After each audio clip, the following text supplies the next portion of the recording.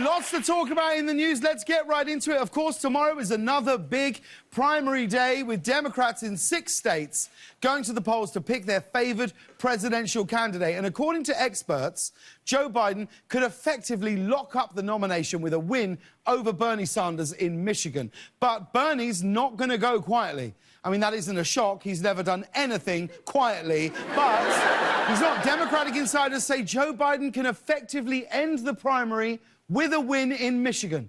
When he heard that, Biden said, "I'm on it," and headed straight to Montana.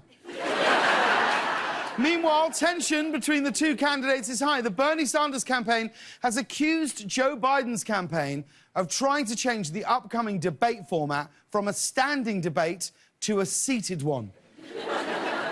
Never a great sign when the top 2 Democratic presidential candidates are arguing over which one of them is young and vibrant enough to stand up for 2 hours. But this is a huge blow to Bernie Sanders. As we all know, he waves his arms constantly when he talks. But if you do that when you're sitting down, it just looks like you're on a roller coaster. Medicare for all! I don't know if this format is the best idea. Unfortunately, when these two sit next to each other, Bernie and Biden just look like they're about to heckle the Muppet Show. While all this is going on, President Trump has had his hands full dealing with the coronavirus outbreak. On Friday, he was touring the Centers for Disease Control in Atlanta, where he wasted no time focusing on the issue at hand. I'm kidding. He immediately started bragging. I like this stuff. I really get it. People are surprised that I understand it. Every one of these doctors said, "How do you know so much about this?" Maybe I have a natural ability. Maybe I should have done that instead of running for president. Now you think of that? Now you think...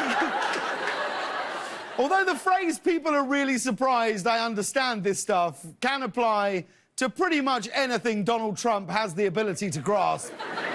Trump says he has a natural ability to understand the coronavirus. Well, let's see. Nobody likes it. Half the world is afraid of it. I can see why he can relate. I'm going to go out on a limb here and say it's probably just easier for the doctors to say, "How do you know so much about this?"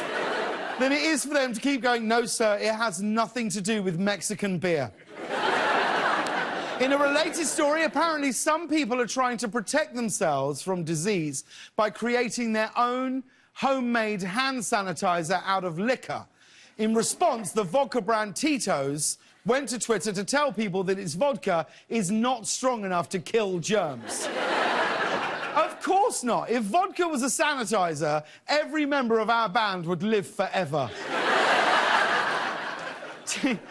Tito says the vodka isn't strong enough to kill germs. It's just strong enough to make you forget that this guy is in charge of keeping all of us healthy.